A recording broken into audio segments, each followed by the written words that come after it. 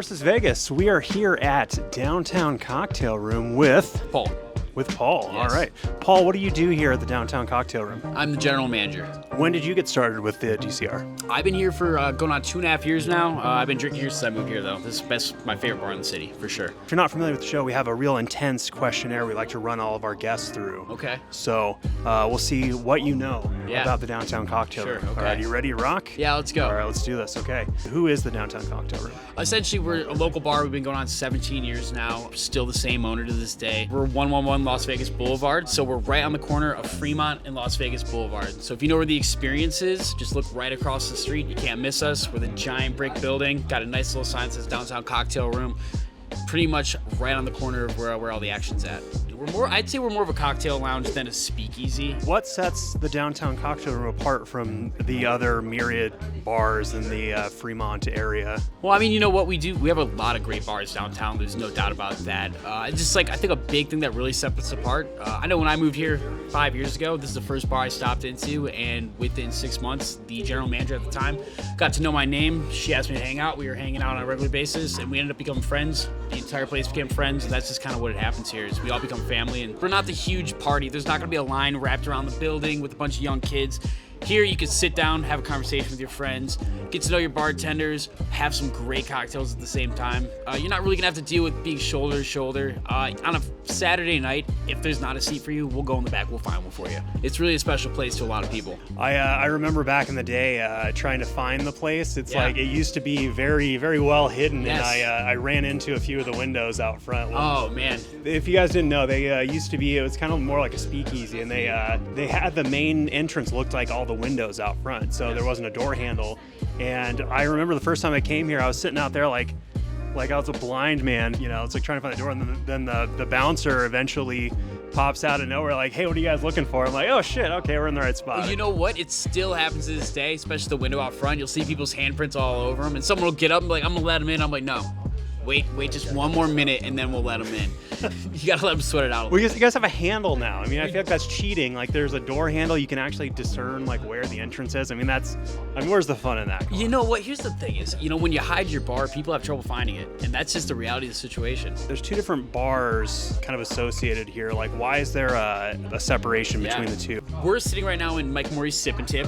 This bar has been going on for 7 years now. And then on the other side is our cocktail lounge. That has been going on for almost going on 17 years now. So the separation initially started, this was more like a back room that was used as overflow, and it eventually just got turned into a bar. There was a gentleman named Mike Morey that would drink in Downtown Cocktail Room on a regular basis.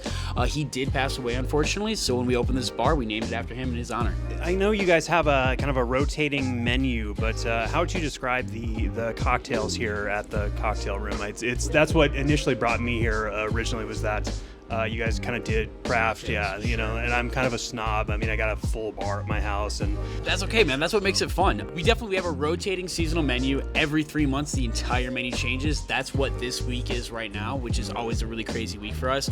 So we just try to make complex cocktails, interesting ingredients, and just try to always have the customer coming back and asking what's on the new menu. That's what we're really big about. What's on the menu for fall? What are the fall flavors?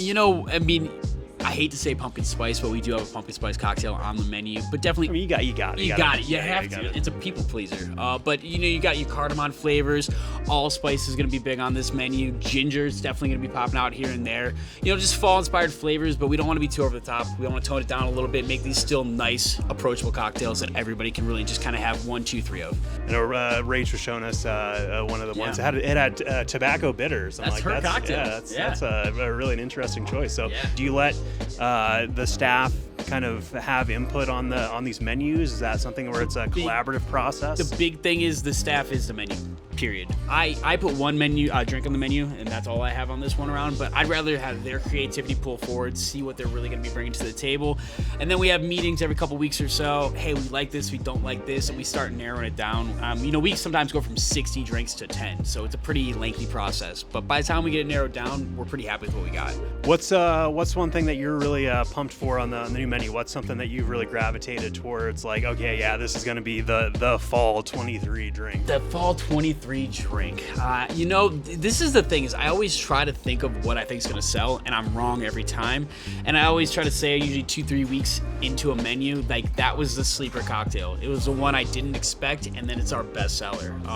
We had a really bitter and sour cocktail in the last menu. Ended up being our best seller the entire time, and it was totally a shock to me. So it's hard to really predict. All right. Well, what's your favorite of this bunch? I hate to say it, but I'm gonna go with the pumpkin spice. You can call me what you want to call me, but I know it's gonna sell well, and I'm happy with what I created. There's something about that combination, that spice, the pumpkin. I feel like it harkens to a time of the year, and it's kind of like comfort food. I mean, it's a real basic bitch option, but at the same time, I mean, there's a reason it's popular. It's a thing that a lot of people can get behind. It's tied to pleasant memories of the fall. Absolutely. I fucking hate the fall. Yeah. I got real bad seasonal depression. I got, it's the worst time of the year for me. But you do have it's the only time of the year I will eat turkey or or cranberry, unless I'm going to Capriati's or something. It's the only time I'd have a cranberry and turkey, combination in my life. So, stuffing exists 365 days a year, but it only exists in November, in the fall. You're not wrong. So it's that you tie in to that flavor. Sure. and the positive feelings of fall, I feel like are kind of indelible. It's just something I think it's going to work. I know it's going to work, and the people are going to love it. And that's what we're here about. We're here for the customers at the end of the day. Thanks for sitting down and talking with us. I know it was a super last minute thing, but Downtown Cocktail Room's been on my list of cool Vegas shit to go see, and it's if you guys don't know, Vegas is a town where it's not what you know, but who you know. And I got in here thanks to Raych. She actually invited us down. She's a friend from Green Room, which is another production I'm involved in. So shout out to her. Thanks for the invite, and thanks for actually sitting down. I mean, I've been coming here for years. It's my go-to when people ask me for a grown-up thing to do in Vegas. I've got tons of crazy party things, and everybody does. And we rarely get to be downtown or on the strip. We kind of like to be out at the fringes, but this is one of those ones that I always had kind of on my list of we'll make an exception for these guys because that's awesome. They're not a part of that big corporate strip mentality, and they're not part of the increasingly corporate Fremont Street and vibe. We're not going anywhere for a long time. We got a long lease, and we're planning to stick to it. It's like you guys are in a crazy art alley, and it's something that I feel like you fit the Versus Vegas vibe, and you definitely get our seal of approval. So hey, I appreciate your time. Thank you for having me on the show. This has been a lot of fun. If you guys want to learn more about the Downtown Cocktail Room, check the links in the description, and we will see you on the next one. Hey, thank you so much.